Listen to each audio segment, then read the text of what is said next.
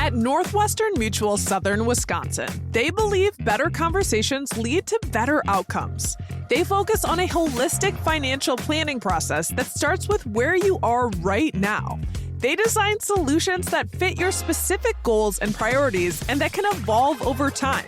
Wherever you are today, no matter what's next, they'll develop customized recommendations designed to fit your life. Visit their website or call them today. Northwestern Mutual Southern Wisconsin, a better way to money. Looking for your next home on the east side of Madison? Welcome to the Canopy Collective, a vibrant community proudly managed by Focus. Choose from spacious 1, 2, or 3-bedroom apartments that offer comfort, style, and plenty of room for your pets to feel at home too. You'll enjoy world-class amenities like pools, dog parks, playgrounds, and more, everything you need right where you live. Focus is on a mission to elevate the resident experience in every community they serve. Discover the Focus difference and find your dream apartment today at rentwithfocus.com.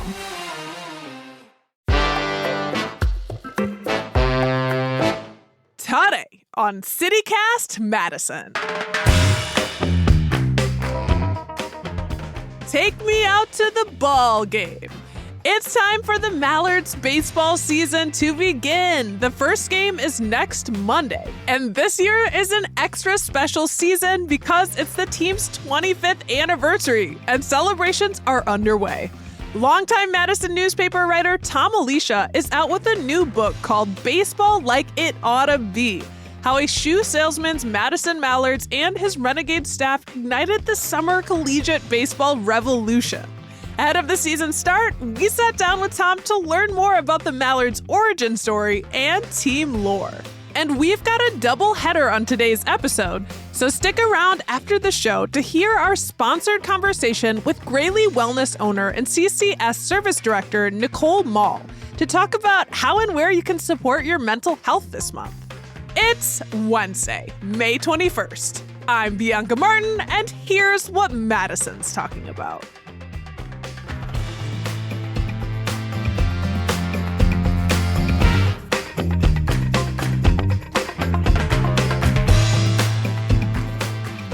Tom, welcome to CityCast Madison. Oh, it's nice to be here. Yes, well, so the Madison Mallards are celebrating their 25th anniversary, and you're celebrating the publication of your new book that covers all the team's years up to now and the years before. Congrats to the Mallards and congrats to you. Thank you. This was a project that I just had an idea of about 3 years ago, and the team knew their 25th was coming up when I approached them a few years ago, but they had no plans, they had no thoughts of anything, and they certainly weren't thinking about a book. And the two key people that had to say yes, the team president and the team owner, who've been there since the very beginning, had to say yes, and they did. And thus began quite a journey the last 2 years. It definitely has been a journey. First off, your new book, Baseball Like It Oughta Be: How a Shoe Salesman's Madison Mallards and his Renegade staff ignited the summer collegiate baseball revolution. I love the shoe salesman being in it because then I learned, I'm like, oh, I know that shoe store where I got my Birkenstocks. Yes. Oh, it's, I explain to people, I say, and this is people from outside of Madison, and you say, well, the shoebox, and he owns it, and it's about 40 minutes outside of Madison in this rural town, and it's unbelievably successful. It was just amazing. Growing up, it was like, we're going to take a day trip to Shoebox. Yes, that's what it is. And we're going to get more into that for sure. We're going to get into the owner, Steve Schmidt, and the Shoebox. But let's first dive into the history of the team, right? Because that's what this book is about. The team's beginning, starting before the first game. So what was happening on the baseball scene in Madison before the Mallards took over what we now know as the Duck Pond? Lots of struggling teams. Baseball came back after 40 years. In the early 40s, Madison did have a minor league baseball team for a short time, and then World War II ended that, as it did for all of minor league baseball. About 40 years later, in the early 80s, a team did come back, the Madison Muskies. They're much beloved. And they survived for about 10 years, and their average attendance was 1,900. That's not bad, a Class A team. They had in their early years a person who was very lively and worked really hard in terms of publicity. The team eventually just sort of faded out. Another team came in just for a year before they were moving to another city. That didn't work. An independent league, and an independent league is where you pay your players and they hope to get into the minor leagues. And the team was called the Madison Black Wolf. The Madison Black Wolf tried and tried and tried for 5 years until 2000, from 95 until 2000, and lost $200,000 every year. By 2000, they were convinced that no baseball team will succeed on the north side of Madison. No team will succeed at the Duck Pond, which was in less than good shape and wasn't called the Duck Pond. That comes from a nickname from Steve Schmidt. And they wanted a different place, most likely in the suburbs. And, they had zeroed right in on a corner in Fitchburg many, many years ago. But it wasn't successful enough to be able to build a multi-million-dollar stadium. In comes Steve Schmidt and the Northwoods League. The Northwoods League is the first for-profit collegiate summer team. A collegiate summer team are all the players in college end their season very early, in late May, mid-May, and some who make the College World Series, it might be the first or second week of June. So there's a lot of absolutely fantastic players who are available and can't be paid. The Northwoods League started in 1994. They captured that, and then they brought in, as many different places that they could get. And in 2001, they had an opening from a team that had failed in Minot, North Dakota. And the founder of the league made a call to one person, Steve Schmidt. And he said, "Do you want to save baseball in Madison?" Steve Schmidt said, "Sure."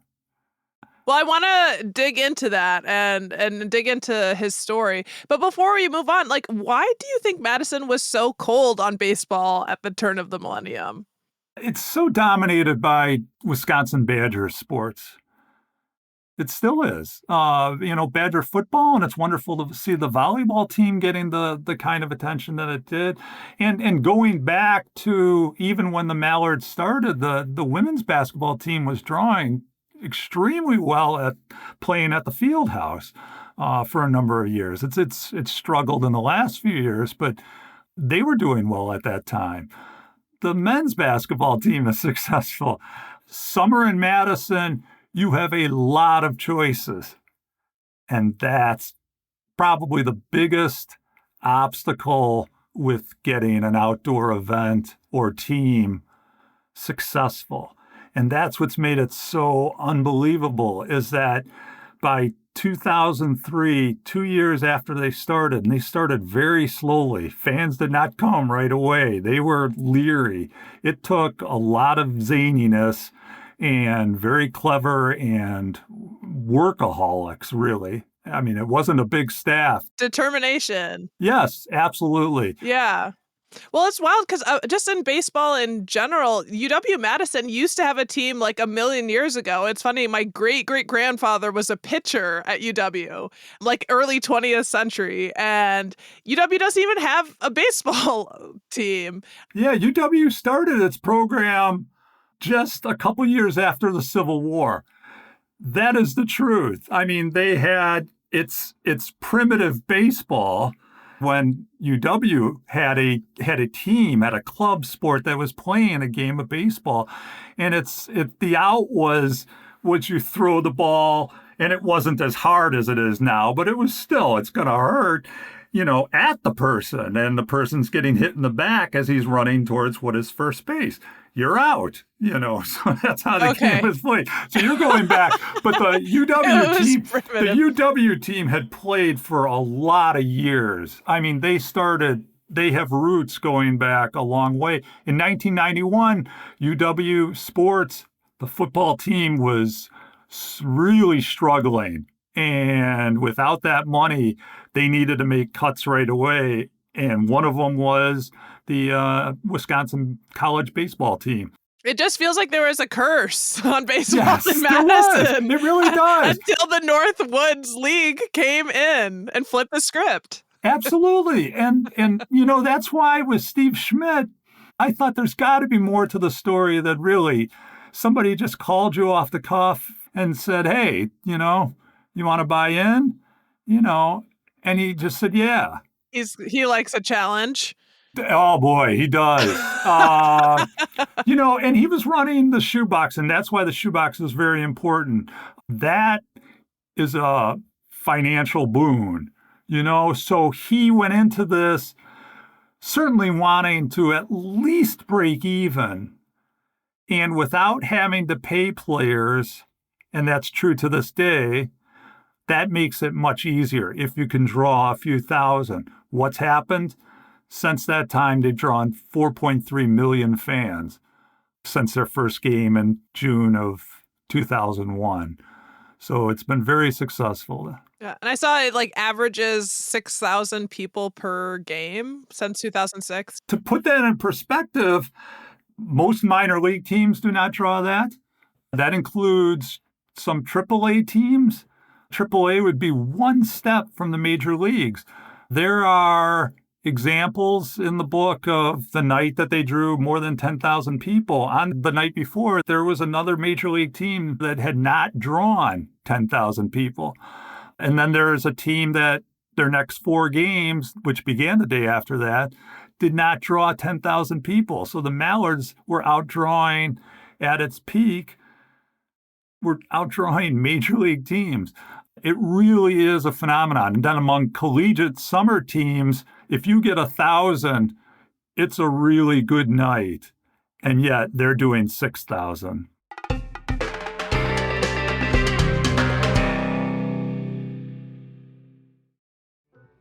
Want to have some summer fun for a good cause? Loop the Lake is coming up on Saturday, June 14th, and it's not to be missed.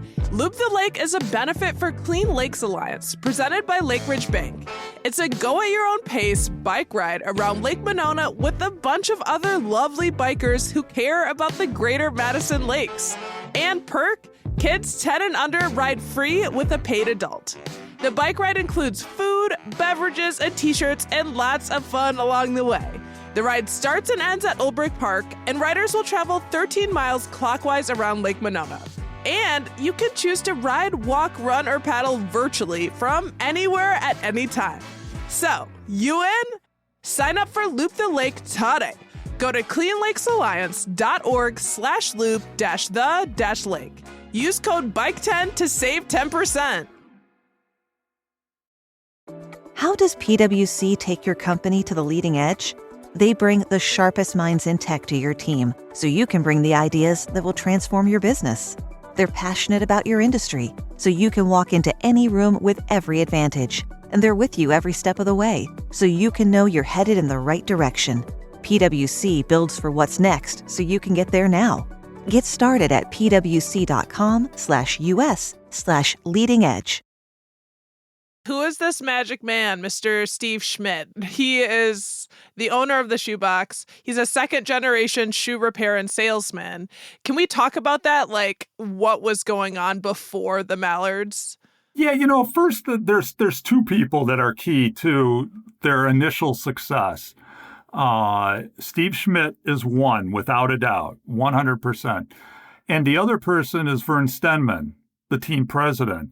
He was hired by the league owner before Steve Schmidt even came on. He was only 23 years old, but he had had a lot of experience working with baseball teams that he had done through college. So there are 2 people at the very beginning that create this and make this into something that it's bigger than ever expected. Both of them share one thing, and that is really a relentlessness for customer service, for creativity, and just flat out drive. Vern, even 3-4 years into the team's history, if he was working late, the offices were a small trailer in left field, and he just sleep there. He was sleeping on the field. Oh, there maybe were Yeah. 1 or 2 nights where they did sleep, and the even a couple of the players too slept on the bleachers. The park wasn't very good at the beginning. I think people forget, you go there now and it has this absolutely unbelievable video board in left field, just this gargantuan, bigger than a billboard-sized video board.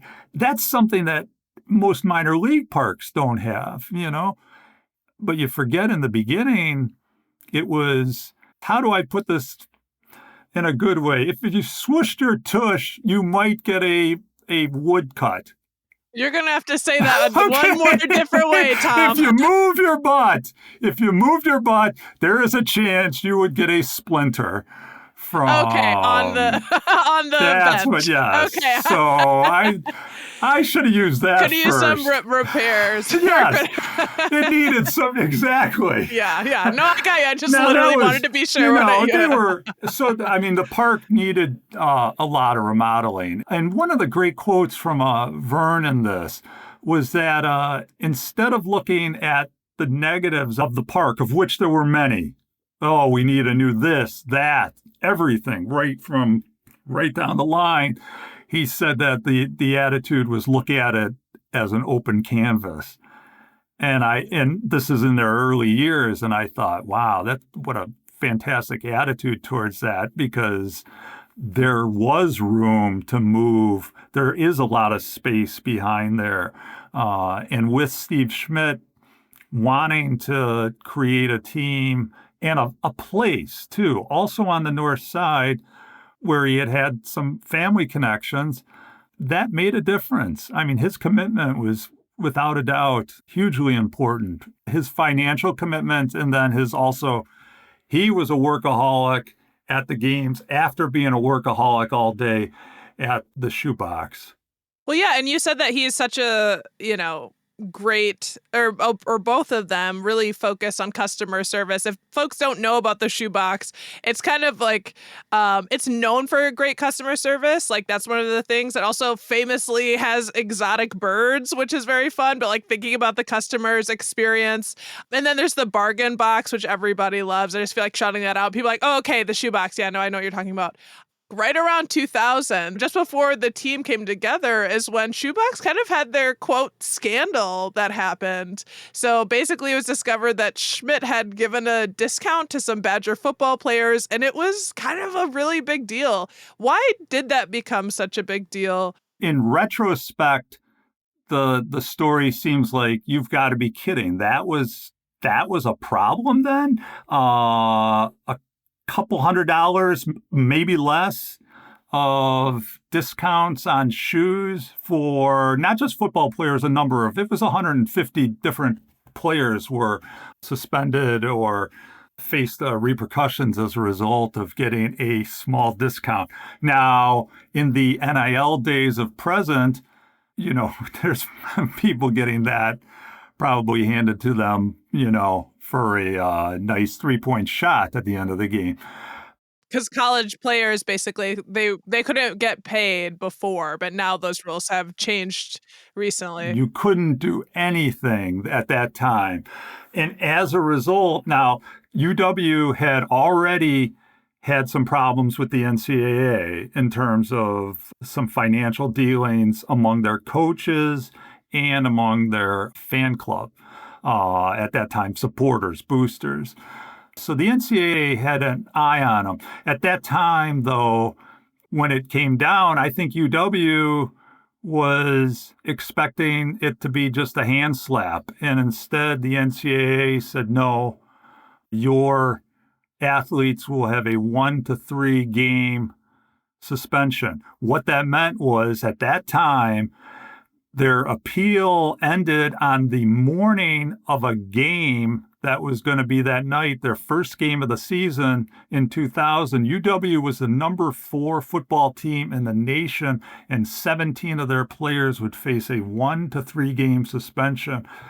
They ended That up was the winning. big deal. They ended up winning the first. Yes, if we're talking that night, there were 70. The usual Camp Randall crowd, 79,000 people, and they went ahead. Barry Alvarez in the book calls it the longest day he's ever had coaching.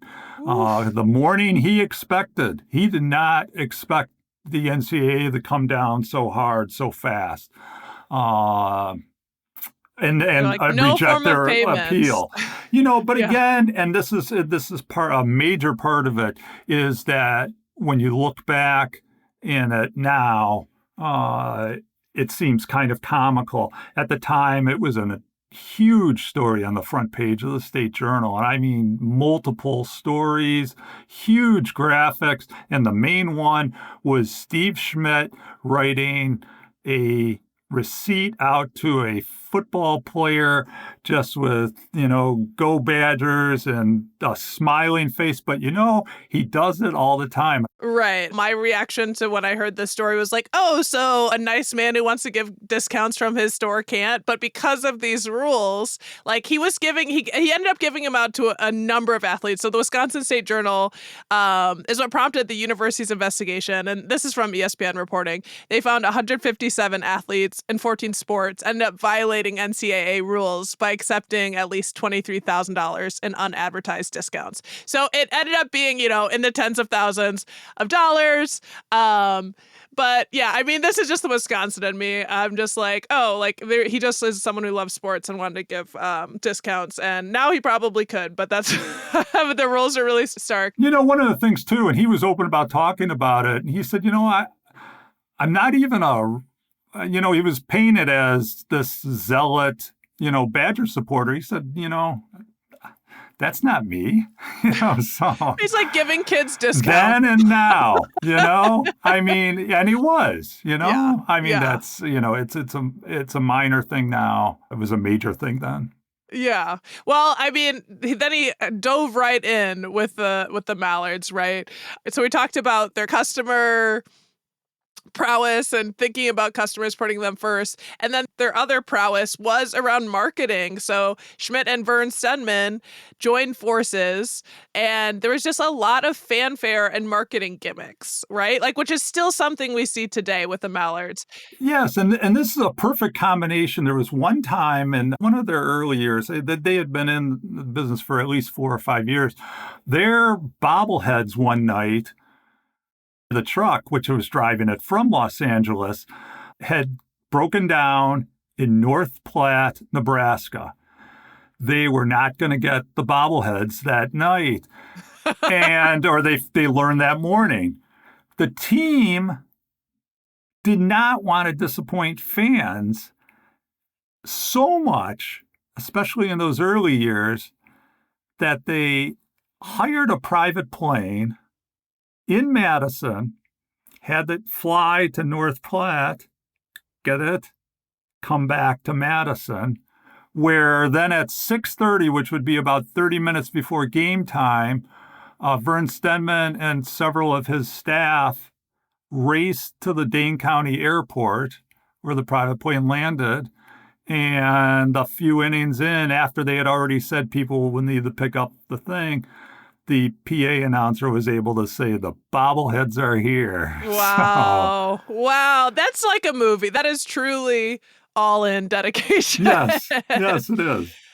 And are there any other notable promos or promotions that were happening? The one that they learned the most from was an appearance by Gary Coleman, the diminutive actor, Different Strokes, pretty famous person, even after his TV fame. And Vern's idea was to let him have one at bat. Now, the league would not let him have an official at bat, but Vern had written a whole script. He had it down perfectly. You would have Gary Coleman would go up there with an illegal bat. The opposing coach who was in on it would complain. The umpire who was in on it would throw out Gary Coleman. But they signed Gary Coleman to a contract. They were able to do that for one game, and ESPN broadcast that.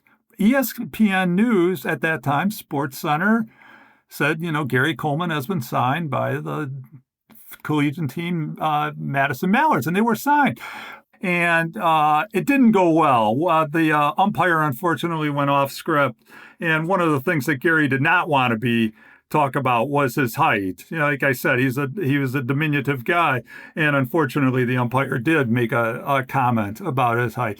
It's hard to tell, and it's a great YouTube video of whether, because Gary then just jumps up and down, to get into the umpire's eyes.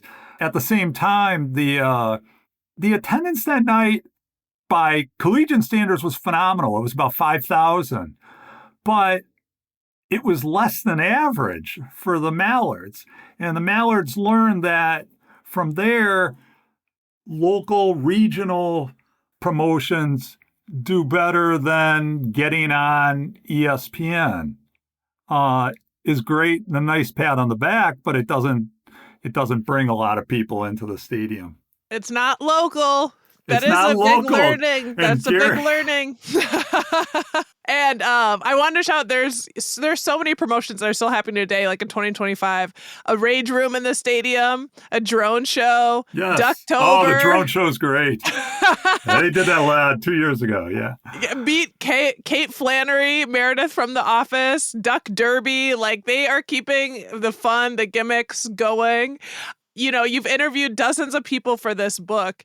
Is there a favorite story that you haven't shared yet? Like, because there's so many funny moments. I love the bobblehead story you just shared. Yeah, that's the bobblehead story is one of my favorites. I think a quick one that I liked was that what Vern Stenman had, and Vern now is in his late 40s, but you're pretty young and running a team at 23, 24, 25.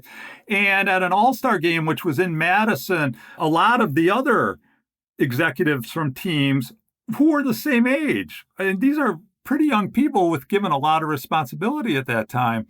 And they had been given how one of those shooters sends T-shirts into the crowd. Yeah. Well, yeah. They had been given one of those, and it was one of the earlier ones, but it was very, very powerful. And they thought, hey, let's put a baseball into it. Oh, God. And, well, what turned out, fortunately, they were going to have somebody just get up there and bat. They're okay. They're the not duck turning pond. it towards the audience. No. Oh, no, not that.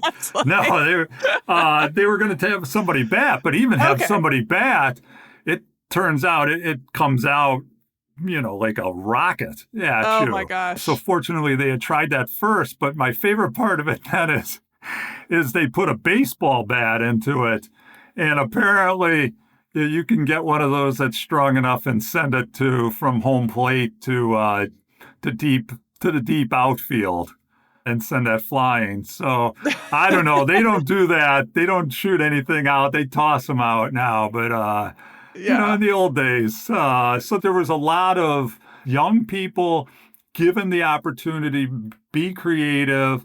I mean, the bat one was more wackiness, but they also, at the same time, hey, they were willing to try anything. If it failed, and they had a number of failures too, but when it worked, it really worked well. Yeah. Well, the duck pond is such a vibe, so much fun to be had there. And now there's a new addition added last year, the Madison Nightmares, our softball team, who also plays in the Northwoods League. So, Tom, what has it been like to watch the league expand and see Madison welcome a softball team? Madison's leading the way in terms of the Nightmares, and that certainly isn't a surprise given the success of the Mallards. But yeah, it's you sense that same interest. It's also a very different crowd from the Mallards games. Okay. They're a little more in tune to the game. than a Mallards crowd. A Mallards crowd, yes, funny. is watching, but they also like the bells and whistles that come with going to a Mallards game. When We you got go, more serious fans for the Nightmares. you can sense that you just get a small sense that the crowd is watching the game a little bit more. Oh my gosh. Just a Well, small hey, sense of also, that. we can't forget to mention that the Nightmares gave Madison our own little Sebastian with Oh, her is it- mascot, Midnight. Brilliant. Yeah, absolutely. That is, you can't miss the mini horse. Yeah. Well, Tom, your book is so fun. The history is so fun and like bringing to the forefront something kind of spectacular that happened in Madison and having this turnaround with the team. Now folks are going to be celebrating the 25th year, and it's baseball time. The Mallard season begins Yes. on Monday, May 26th. Nightmare's first home game is on June 12th, for those who are wondering. Are you going to be at Mallard's opening game? I will be there the opening day. It's a 4:00 game. It's in the afternoon on Memorial Day. So I will be there at that game, and the book is available just about everywhere locally. Local bookstores, of which there are many. Support them. They have copies. And so do your online locations. Well, this has been a lot of fun talking to you as well. So, Tom, thank you for coming on and bringing the goods and talking about the book and the histories. It's really exciting. Thank you very much, Bianca. That's Tom Alicia, longtime Madison writer and author of Baseball Like It Oughta Be, How a Shoe Salesman's Madison Mallards and his renegade staff ignited the summer collegiate baseball revolution.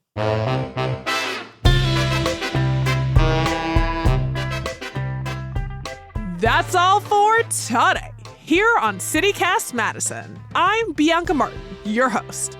If you enjoyed the show, why not share this episode with the biggest baseball fan you know? And hey, you, don't go anywhere. In just a second, we've got a segment sponsored by Grayley Wellness with Nicole Mall, owner and CCS Service Director of Grayley Wellness, all about their mission and offerings. So stay close. Hey, CityCast Madison host Bianca Martin here with Nicole Mall, owner and CCS Service Director of Grayley Wellness. Hey, Nicole. Hi, I'm so happy to be here. Yes, so excited to talk to you. So, Grayley Wellness, what's the story behind Grayley and what your mission is in the mental health space? Yes, so I started Grayley Wellness. It'll be 2 years ago this summer. And I had been working in the mental health space for a couple of years. And so I'd seen a lot of things, had some experience with a variety of different clients and demographics. And, I really wanted something that connected to me personally, but also something that I felt like a lot of our clients could connect to. And so that's where I really just kind of landed on that gray space in life where in so many situations, we maybe want things to be more black and white or this or that. But the reality is that in life, things are always both and we can hold two emotions at one time. We can be grieving something and still feel content in our life. We can be striving for something and still thankful for where we're at.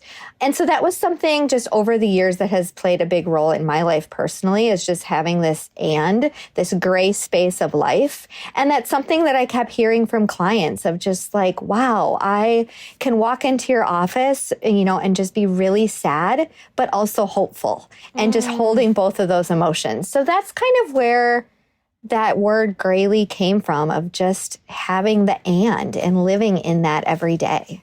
I love that. I love that so much. And, May is Mental Health Awareness Month. So how is Grayley Wellness working to support the mental health community and build connections? Yeah, one of our top values here at Grayley Wellness is intention. So we want to be so intentional with everything that we do internally with clients and out in the community. So looking at May, We host a clinician collective every single month where we invite other psychotherapists to come together and just to have a morning of intentional networking, collaboration. So we want to continue that. We also host a men's group here every month. So just being really intentional with that population and demographic. And then at the end of May, we are hosting a Build Your Village event, which is geared towards moms. So new moms, lost moms, mom of older kids, moms who maybe are living in an empty nest now, all different stages, but just gathering moms together. And again, having that time of intentional networking and collaboration. Intention is so huge. And can you share just a little bit about how did you come to be? Why did you make this space? Yeah, I was working in the mental health space and had the opportunity to purchase this business and kind of make it my own. And so I just really took that and thought, what can we do for clients, but also the community? So we want to be a good place to work. We want to be a really positive place for clients to come. And then we want to also make a really big impact on our community. And as the mental health need continues to grow, and we just see such a big increase in anxiety and depression and just so many unknowns in life, we want to just really be a safe place where people know that they can come here. We are doing everything in excellence. We have licensed providers, and we are, again, really intentional with everything that we're doing, down to our space and the smell and the way that, we operate and, the comings and goings and all of that. And so we just want to be able to provide that for the community. And so you have openings for folks who are looking to be connected with licensed professionals?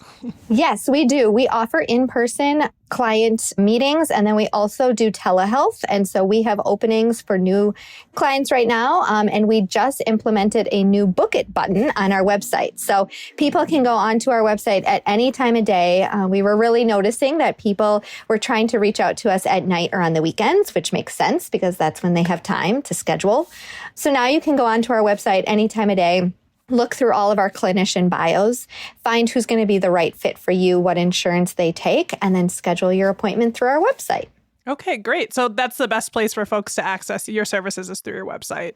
Correct. Yep. Yeah. Our website will be able to show you everything and answer most of your questions. And last question, where are you located? Yeah, we are in the Atwood neighborhood. So we are at 2010 Eastwood Drive in the most sweet neighborhood. It is amazing. We are right across the street from the walking and bike path. So we love for people to come in person and just to see us and see the space. Nicole, this has been so fantastic. Thank you for taking the time. This is wonderful. Oh, thank you so much for having me. Yeah. And so for folks who want to learn more, go to GrayleigHWellness.com. We'll have that link for you in our show notes as well. So you're just one click away. Thanks